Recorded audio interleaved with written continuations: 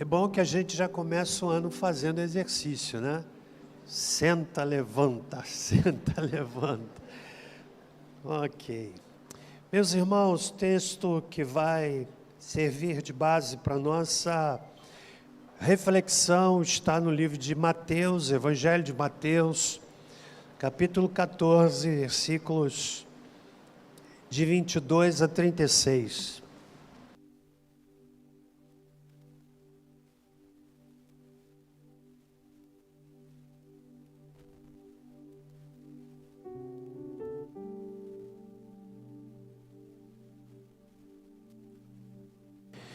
Palavra bendita diz o seguinte: logo em seguida ordenou Jesus que os seus discípulos entrassem no barco e fossem adiante para o outro lado, enquanto ele despedia a multidão. Despedida a multidão, ele subiu ao monte para orar à parte. Ao cair da tarde, estava ali sozinho. Entretanto, o barco já estava no meio do mar, açoitado pelas ondas, porque o vento era contrário. Na quarta vigília da noite, dirigiu-se Jesus a eles, andando por sobre o mar. Os discípulos, vendo-o caminhar por sobre o mar, assustaram-se, dizendo: é um fantasma, e gritaram de medo. Jesus, porém, imediatamente lhes disse: tende bom ânimo, sou eu, não temais. Respondeu-lhe Pedro: Senhor, se és tu, manda-me ir ter contigo por sobre as águas. E ele disse: vem.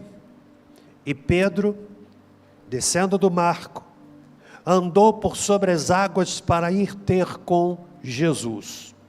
Mas, observando o vento forte, teve medo e, começando a afundar, clamou: Senhor, salva-me. Imediatamente Jesus estendeu a mão, tomou e lhe disse: homem de pequena fé, por que duvidaste? Entrando ambos no barco, o vento cessou. Então os que estavam no barco o adoraram, dizendo: és verdadeiramente o Filho de Deus. Tendo passado para o outro lado, alcançaram a terra em Genezaré.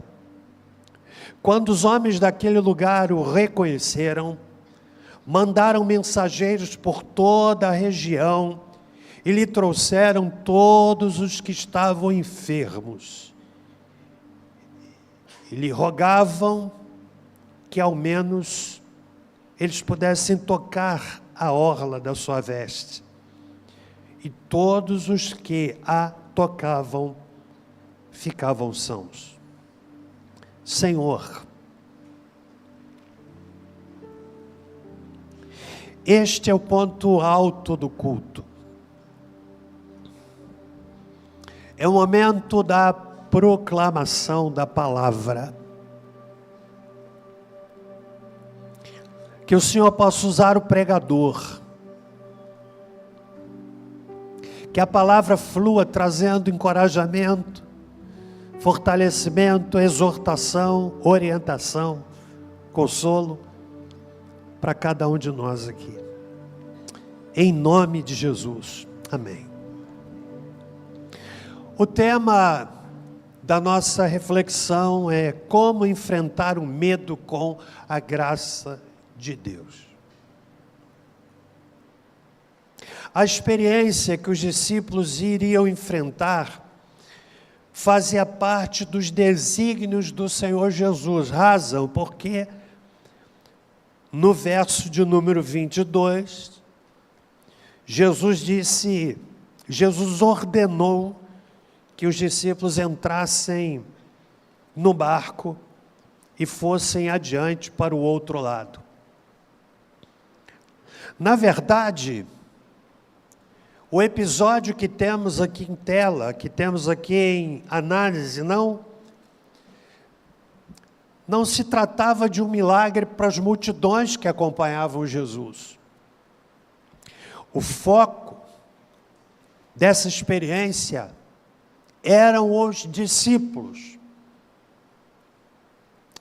Na verdade, meus irmãos, quando eu leio esse texto, que é também apresentado por Marcos e João, são os 3 evangelistas que relatam esse episódio e cada um oferece uma nuance, um detalhe que nos ajuda a compreender melhor este milagre, esse episódio.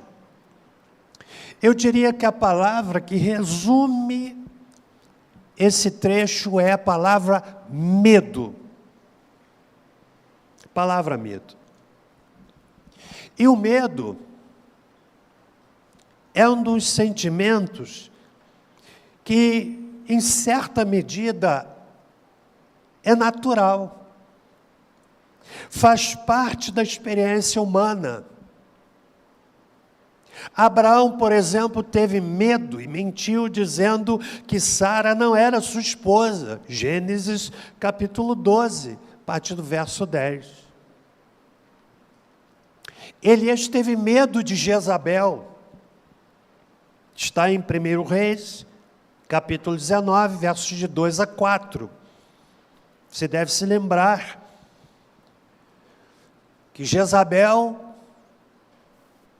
lançou uma palavra de morte sobre Elias. E lá no texto é dito que ele teve medo e fugiu para salvar a sua vida. Isaac teve medo de revelar que Rebeca era sua esposa. Jacó teve medo de Esaú. Capítulo 33 de Gênesis, que é um extraordinário relato de reconciliação, de relacionamento. Os relacionamentos adoecidos, marcados pelo desejo de morte, como era o caso de Esaú em relação a Jacó.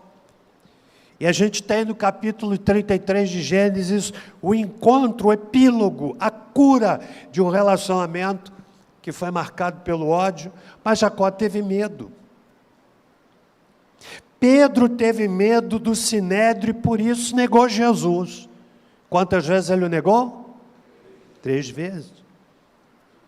Todos nós aqui estamos sujeitos a situações que causam medo. É interessante que há várias formas de medo. Enquanto eu pesquisava, eu decidi separar as 5 principais causas de medo. A gerontofobia, sabe o que é isso? Medo de envelhecer. É raro em jovens, que é natural. Mas é comum em pessoas de meia idade, especialmente mulheres. A faixa etária que alcança e traz a gerontofobia para o homem depois dos 50. Tem gente que não só tem medo de envelhecer, mas não entende que está envelhecendo.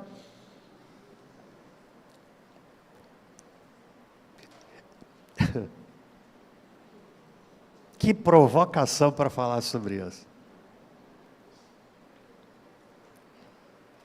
Esse é um medo extremamente normal e compreensível. Medo de envelhecer. Na verdade, nós devemos nos preparar para que tenhamos uma boa velhice. Mas há um segundo medo, dentre os muitos, que atingem as pessoas. É o chamado medo, a glossofobia. Você sabe o que é a glossofobia? Medo de falar em público. Esse é o medo universal. E dependendo do nível do medo de um indivíduo, falar em público pode pesar nas habilidades individuais e cognitivas de alguém e gerar graves consequências, como, por exemplo, privar-se de sair à rua, conversar com alguém. O medo de falar em público. Você tem medo de falar em público? Tem gente que sua frio e até desmaia, que é um medo que acontece. Mas há um terceiro medo, que é a chamada nosofobia. Você sabe o que é isso? Medo de adoecer. Você tem um medo irracional de ficar doente? Você não vai ao médico por medo do que ele poderá diagnosticar? Se sim, você pode estar sofrendo de nosofobia, medo de adoecer. Você viu aquela pessoa que disse, eu não vou ao médico, não. Ir ao médico pode salvar a sua vida, porque possibilita que uma patologia seja tratada na sua origem, no começo. Mas há pessoas que são nosofóbicas. Será que elas estão aqui nessa congregação? Mas há um quarto medo. E eu faço essa não pequena introdução porque nós vamos falar de medo nessa manhã. É a eromofobia. Sabe o que é isso? Medo da solidão. E este é um dos maiores medos. O medo da solidão pode afetar até mesmo pessoas com autismo, que possuem como principais características o isolamento e o comportamento antissocial. A base da eromofobia tem a ver com o fato de que todo mundo aspira a ser feliz, mas nem sempre isso acontece. E nós só podemos nos sentir felizes quando nós desenvolvemos relacionamentos. Então, há pessoas que têm medo da solidão. Uma pessoa que fica viúva, por exemplo, a pessoa fica viúva e ela quer se casar outra vez. Quem está de fora rotula a pessoa, porque não sabe a realidade de quem, de uma hora para outra, viu a sua base de relacionamento se desfazer pela via da morte. Então, esse é o quarto medo que afeta boa parte das pessoas. Mas o último, que tem a ver com o texto, pausa para a pergunta de sempre. Eu não preciso nem perguntar. É a tanatofobia. Você sabe o que é isso? Medo de morrer. Este, com certeza, é um dos maiores medos do ser humano.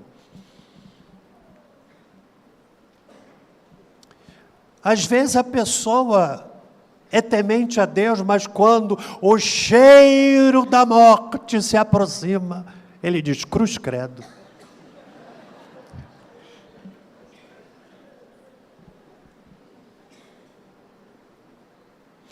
Esse medo normalmente se manifesta em pessoas ansiosas e que passam a ter uma imaginação bastante fértil.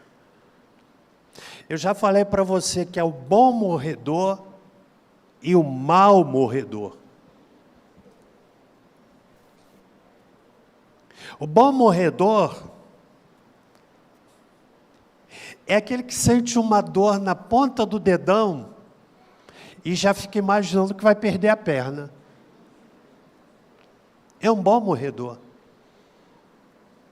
Mas o mau morredor é aquele que está com o corpo todo adoecido, mas ele se agarra à vida porque ele não quer morrer. Esse texto, irmãos, ele trata de uma realidade de discípulos que caminhavam com Jesus, que entraram num barco no mar, por ordem de Jesus, diz verso 22, por determinação de Jesus, mas as ondas se levantaram e eles sentiram medo. Sentiram medo porque viram Jesus, imaginaram que fosse um fantasma, mas o verso 30 diz que Pedro, quando viu que a sua vida estava em risco, teve medo. Está no verso 20 do capítulo 14. O dia anterior a este milagre havia sido um dia intenso, porque Jesus havia realizado a primeira multiplicação de pães e peixes. E ao atravessarem o mar, e as ondas se levantaram, os discípulos não compreenderam o que Jesus havia feito. O texto paralelo de Marcos, capítulo 6, verso 50, diz que eles ficaram aterrorizados. Quero que você entenda que este relato, como disse que aparece em Marcos e João, foi um episódio intencional. Não foi ocasional. Jesus ordenou que os discípulos entrassem no barco. E houve aqui uma situação de medo. Há pelo menos 4 lições que eu quero extrair do texto. E por fim, pensarmos naquilo que é o tema da nossa fala. Como vencer o medo com a graça de Deus. Há alguma situação que lhe cause medo? É certo que sim. Medo de perder o emprego. Medo de um acidente. Tantos medos. E o medo pode se tornar escravizante. Especialmente para aquelas pessoas que emprestam a um sonho que eu falo, aquele sonho dormindo, um sentido sobrenatural. E aqui eu aproveito para dizer o seguinte. Às vezes a pessoa diz assim, pastor, sonhei que você estava morrendo. Aí eu fico pensando, qual é a finalidade desse sonho? Imagine, se eu pegar isso como uma verdade absoluta, primeiro que eu sei que vou morrer. Mas isso traz um pavor, sim ou não? Aí eu penso assim, vou sair de casa, vou morrer. Aí o que é que eu faço? Deixo passar. Porque o medo pode escravizar. E quem descobre isso, utiliza o elemento medo para escravizar o outro. Está entendendo? Por exemplo, alguns segmentos religiosos que a pessoa decide sair e são escravizados. Se você sair, vai acontecer isso, vou fazer isso. Estão entendendo? Aí a pessoa fica manietada, amarrada. O que é que nós aprendemos aqui, meus irmãos, no texto? Sobre os efeitos do medo na vida dos discípulos. Quantos estão comigo até aqui? Está dando para entender? Primeiro lugar, o medo testa as nossas convicções espirituais. Jesus havia multiplicado pães e peixes, está aí a partir do verso 13. Cerca de 5.000 homens, verso 21. Além de mulheres e crianças, nós podemos multiplicar esses números para talvez 15 a 20.000 pessoas. O milagre estava vivo. E agora, entra no mar, o mar se agita, Jesus vai ter com os discípulos andando sobre as águas, e eles tiveram medo, e o medo os levou a uma construção de convicções equivocadas. Porque pensaram, verso de número 26, que era um fantasma. Olha para mim.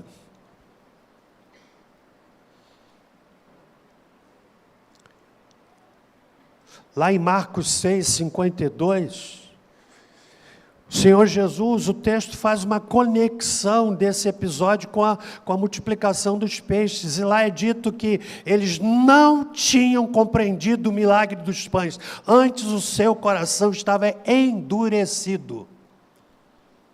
Nada testa mais as nossas convicções do que quando nós estamos passando por uma tempestade.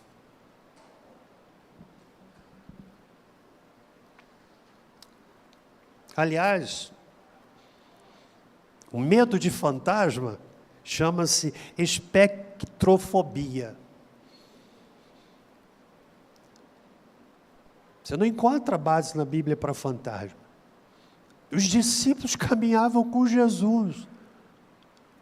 Mas veja como o medo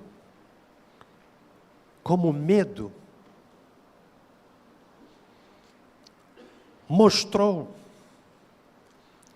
que as convicções não eram tão sólidas. Meus irmãos e minhas irmãs, ou nós confiamos em Deus ou não confiamos.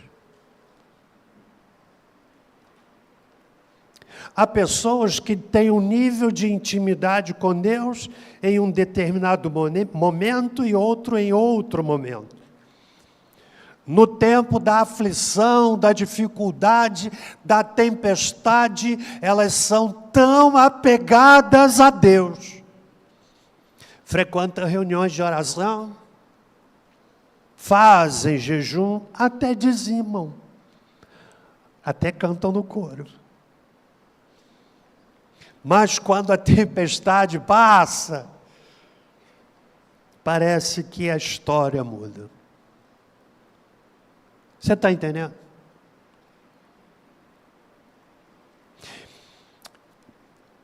Um dos textos mais contundentes nesse sentido é o que está em Abacuque, capítulo 3. Lá no fim do capítulo, Abacuque diz assim: ainda que a figueira não floresça, não haja fruto na vide, o produto da oliveira minta, as ovelhas da malhada sejam arrebatadas, e nos currais não haja gado. Nós precisamos entender que Abacuque está falando de uma realidade econômica de efeito imediato. Ou seja, se o produto da oliveira fosse decepcionante, se as ovelhas fossem arrebatadas, mortas, se não houvesse gado nos currais, o efeito era no dia seguinte. Não ia ter comida. Mas a conclusão que Abacuque apresenta é uma conclusão que nos desafia a um tipo de fé que não é medida pelas circunstâncias. Todavia eu me alegrarei no Senhor, exultarei no Deus da minha salvação. Será que você está aqui na igreja em busca de bênção? E se a bênção não vier, você vai buscar um outro restaurante espiritual? Você já me ouviu falar aqui que há uma classificação muito interessante do tipo do crente moderno, é o crente cliente, que olha para a igreja como um cliente. Ele não cria vínculo. A sua mobilidade é desenhada pela satisfação ou insatisfação. Então o medo testa nossas convicções. Segundo lugar, você sabe o que eu aprendo aqui com o texto? O medo nos faz perder a perspectiva do cuidado de Deus. Você observou que Jesus ordenou que eles fossem para o outro lado, entrassem no barco e fossem para o outro lado, verso 22. Mas é interessante que Jesus os viu fatigados no mar, diz Marcos 6,48. Todavia, o Senhor que os mandou para o mar, não os deixou desprotegidos. Porque quando a tempestade veio, Jesus andou sobre o mar para estar com os seus discípulos. Sabe o que eu aprendo? O medo muitas vezes pode tirar de nós a perspectiva do cuidado de Deus. Os discípulos foram para o mar, mas o que é que Jesus foi fazer? Ele foi orar. E diz o verso 23, que ele foi orar à parte. O texto não detalha,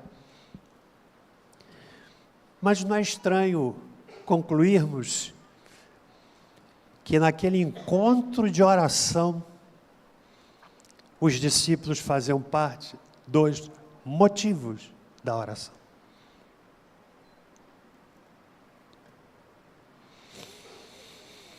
Há uma frase de Max Lucado, num livro intitulado Ouvindo Deus na Tormenta.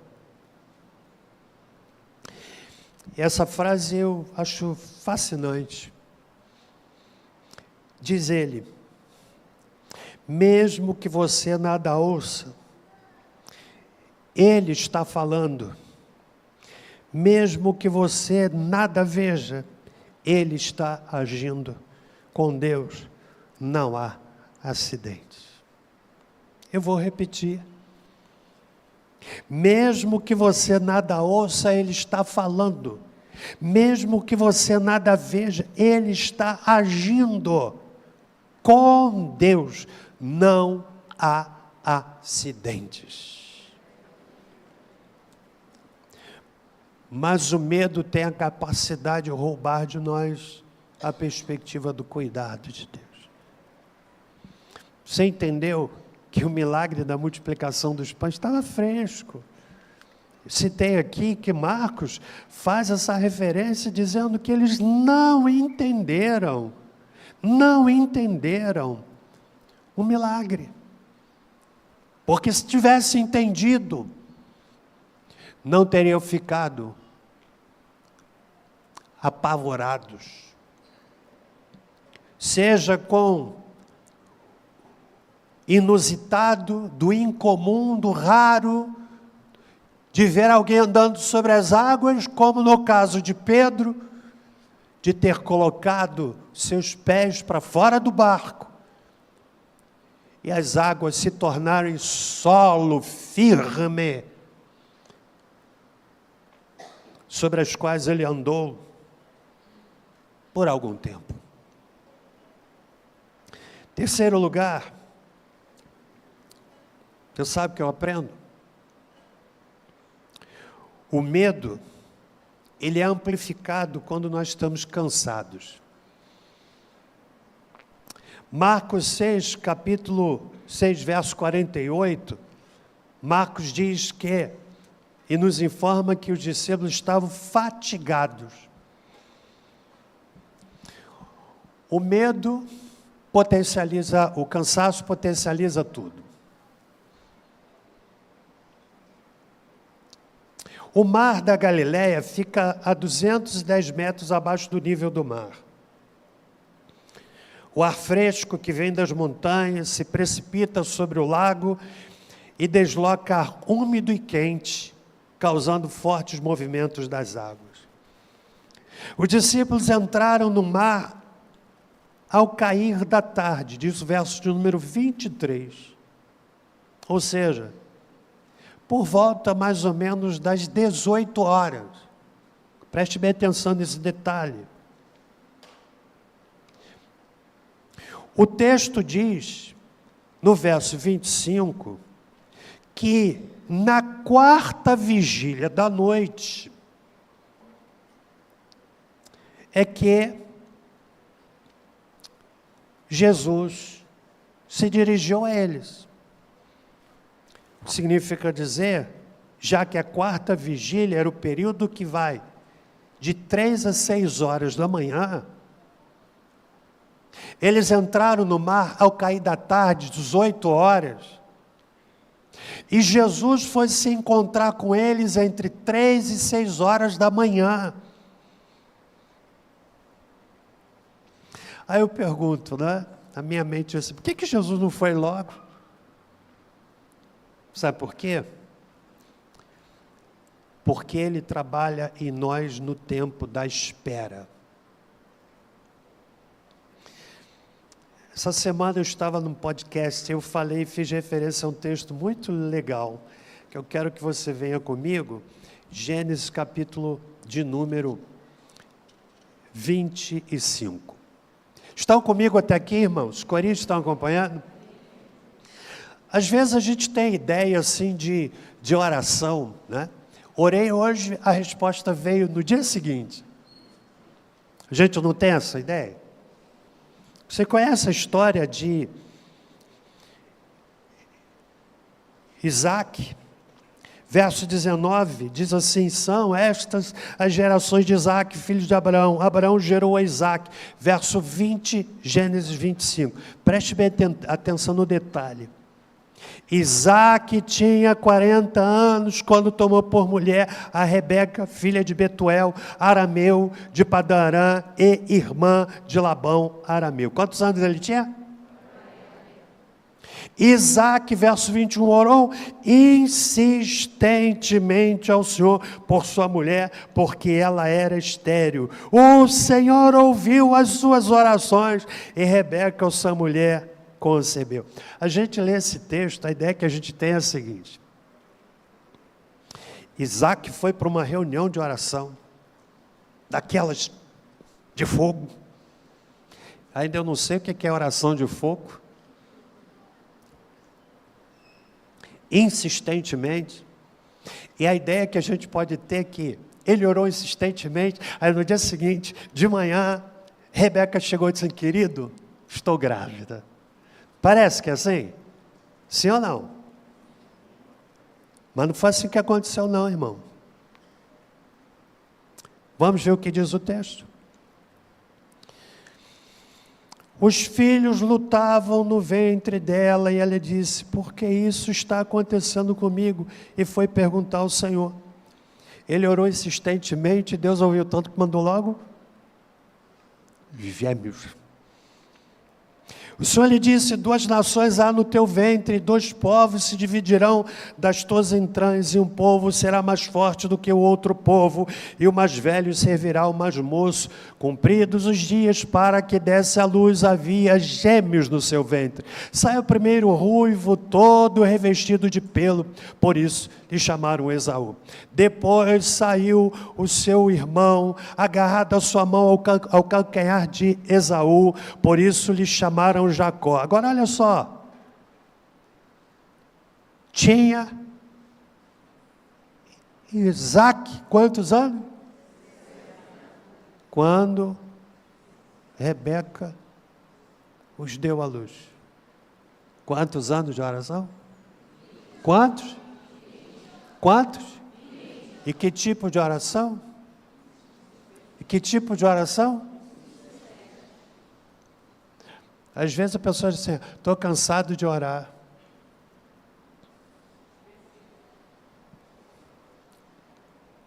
Amém, gente? Está falando você, está abençoando você?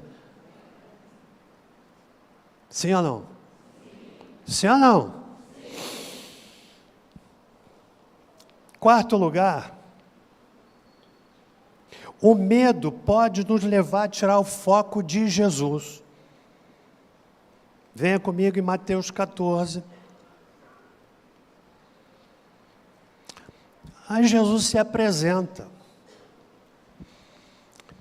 E Pedro disse assim, Senhor, se és tu, manda-me ter contigo por sobre as águas. Gente, que coisa linda, né? Sabe o que é que Jesus disse? Vem. O que Pedro fez não foi uma oração? E a resposta foi, vem. Vamos interpretar esse texto de Pedro descendo do barco. Descendo do barco. Andou sobre as águas para ir ter com Jesus. Consegue imaginar essa cena?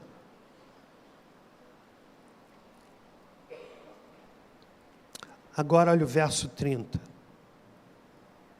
Mas, observando o vento, observando o vento, teve medo e começou a afundar. A palavra aqui no texto, que fala de observar ou ver o vento, significa contemplar, perceber, considerar, prestar atenção. Ou seja,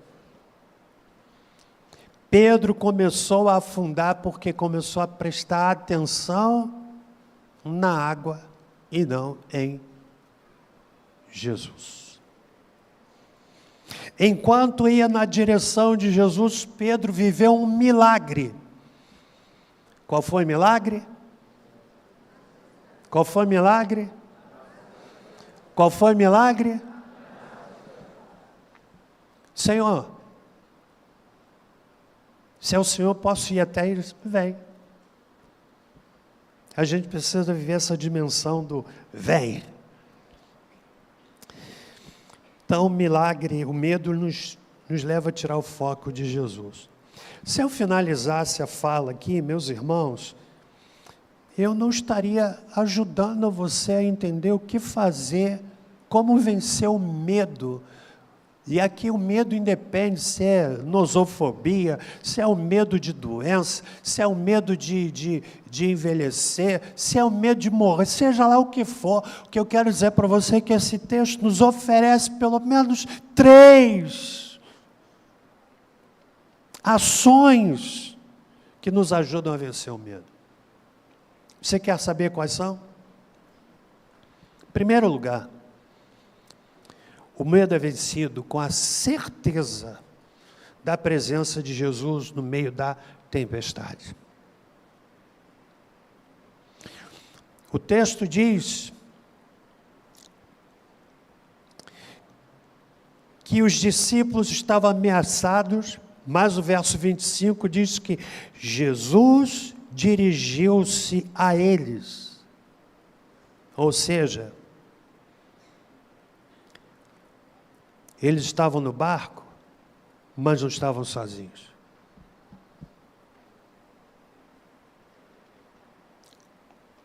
Podemos entrar em uma tempestade mais que jamais. Sejamos seduzidos à dúvida de que Ele está conosco. Jesus dirigiu-se para os discípulos no pior momento que eles enfrentavam. Diz o verso 25. Segundo lugar, o medo é vencido com passos de fé. Qual foi o passo de fé? O passo de fé é andar sobre as águas. Andar sobre as águas é um passo de fé. É contra a lei da gravidade. A fé é a única ferramenta capaz de contrariar as leis naturais. O machado flutuou por uma ação de fé. Está em 2 Reis, capítulo 6. Um coxo andou, um cego passou a ver. Ações de fé. Enquanto Pedro confiou, ele viveu o sobrenatural. Terceiro e último lugar. Amém, gente?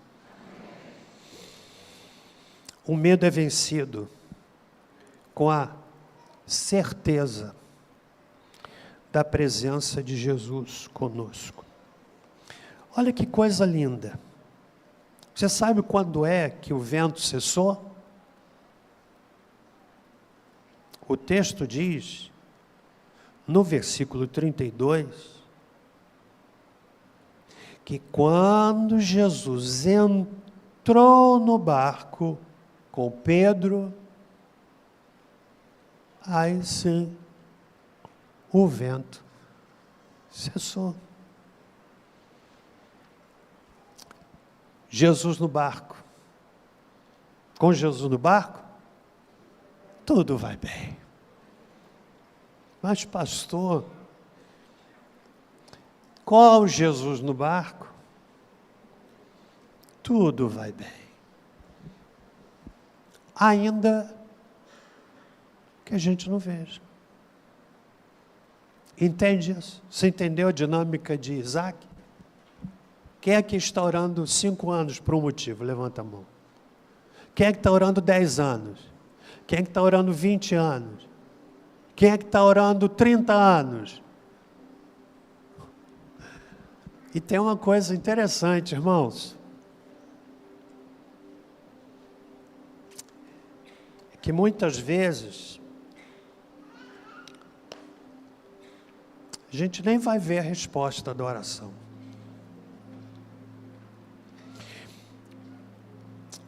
Já ouvi inúmeros relatos de pessoas que se converteram e têm na memória a súplica de uma mãezinha, de um paizinho, que incessantemente buscavam ao Senhor e partiram. Não viram, mas Deus ouviu.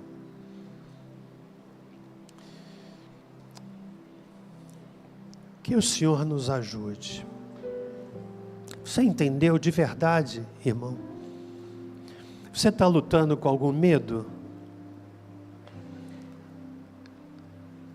Medo, cenário do nosso país, que cenário apavorante, sim ou não?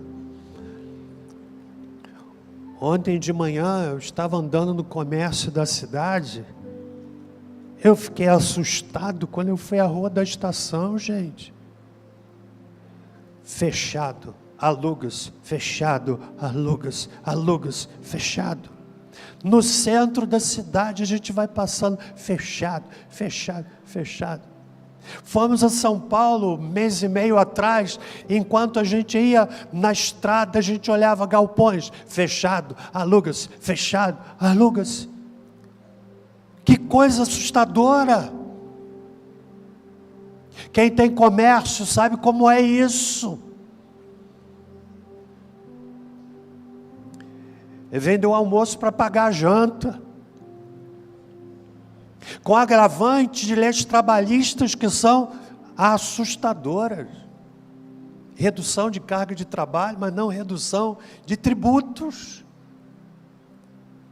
Assustador isso. Assustador para os jovens que vão para uma faculdade e saem da faculdade com um diploma, mas não tem emprego. Assustador. Mas com Jesus no barco, tudo vai bem. Está entendendo? Essa palavra abençoou você nessa manhã. Falou seu coração. Coristas, falou o coração de vocês, abençoa.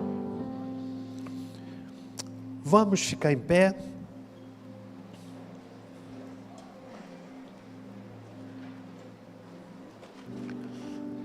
Nós vamos celebrar a ceia.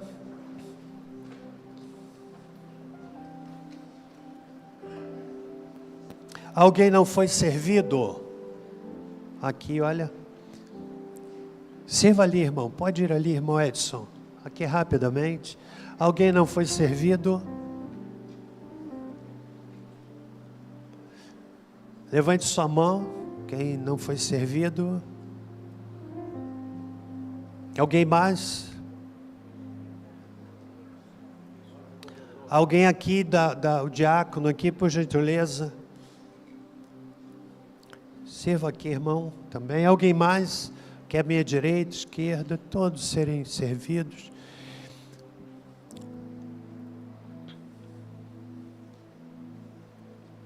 Nós vamos orar a Deus. Senhor, muito obrigado por este momento de comunhão, celebrando a ceia do Senhor. Em nome de Jesus, nós pedimos a Tua misericórdia sobre as nossas vidas. Pedimos que o Senhor nos perdoe, porque não poucas vezes nós prestamos mais atenção nas tempestades do que no Senhor. E como Pedro, nós somos tomados pelo medo, ficamos agitados, ansiosos, e clamamos ao Senhor para que saiamos daqui na segurança de que, por maior que seja a tempestade, quando Jesus entra no barco, o vento cessa.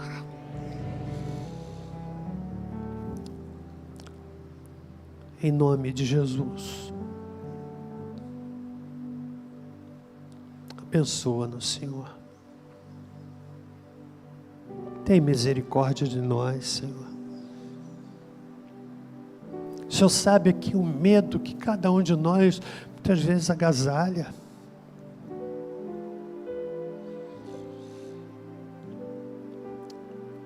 São como sombras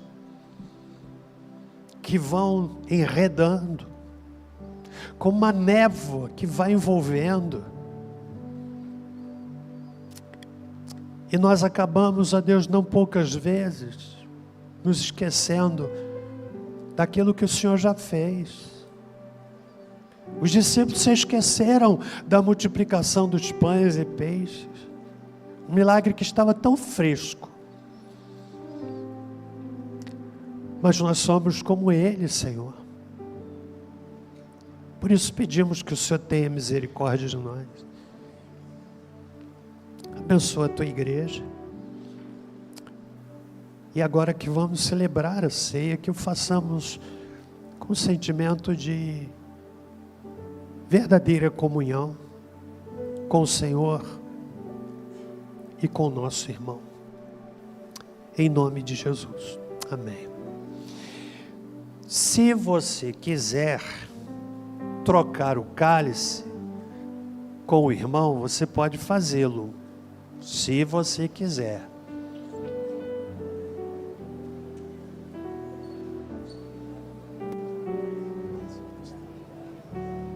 Se você quiser.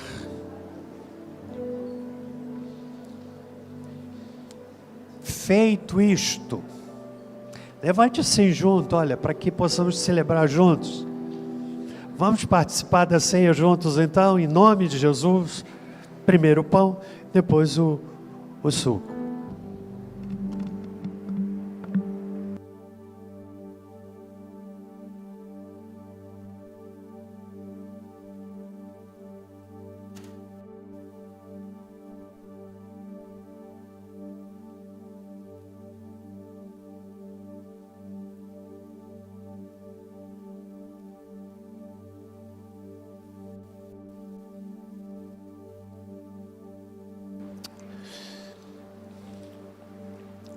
Nós vamos finalizar o culto.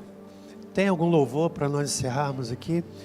Faltam 7 minutos, vamos terminar meio-dia. Podemos cantar o último louvor, igreja? Sim ou não? Amém? Vamos celebrar com o último louvor. Depois o pastor vai impetrar a bênção, finalizando o culto. Ok? Estamos dentro ainda do horário.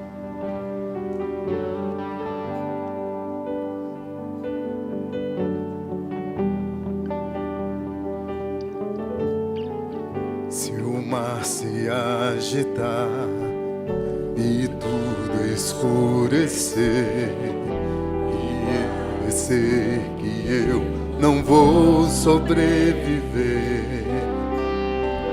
Se o meu coração sentir que é o fim, eu vou manter meus olhos firmes no Senhor. Circunstâncias não alteram as promessas do Senhor. Tudo contribui para o meu bem. Céus e terra vão passar, mas o meu Deus não falhará. Seu amor brilhará e sempre cuidará de mim. Nada temerei, eu sei que não estou sozinho. Todo-Poderoso é meu amigo. Sua voz acalma o mar, faz milagre acontecer. Posso crer e descansar em Deus. Se o mar se agitar e tudo escurecer e parecer que eu não vou sobreviver, coração sente que é o fim, não é? Eu vou manter meus olhos firmes no Senhor. Circunstâncias não alteram as promessas do Senhor. Tudo contribui para o meu bem. Céus e terra vão passar, mas o meu Deus não falhará. Seu amor, seu amor brilhará e sempre cuidará de mim. Eu nada temerei. Eu sei que não estou sozinho. Todo-Poderoso é meu amigo. Sua voz acalma o mar, faz milagre acontecer. Posso crer e descansar em Deus. Nada temerei, nada temerei. Eu sei que não estou sozinho. Todo-Poderoso, meu amigo. Sua voz acalma o mar, faz milagre acontecer. posso crer e descansar em Deus. Posso crer e descansar em Deus. Para encerrar, posso crer e descansar em Deus. Amém. Aleluia. Glorifique o nome do Senhor, irmão. Diga algo para Deus. Diga algo para Deus. Diga uma palavra de gratidão. Obrigado, Senhor. Abra os seus lábios. Exalte o nome do Senhor.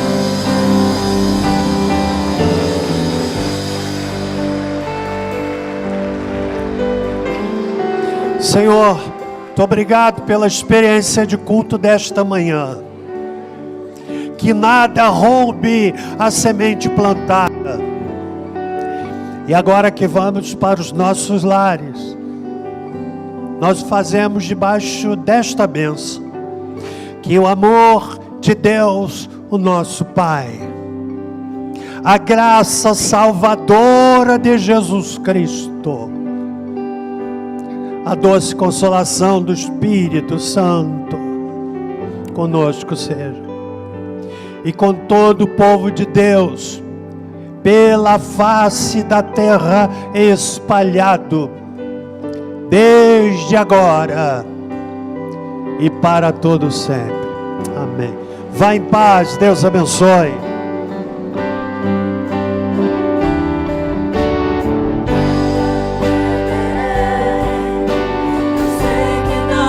Estou sozinho, Todo-Poderoso é meu amigo. Sua voz acalma o mar, faz milagre acontecer. Posso crer e descansar em Deus. Nada temerei.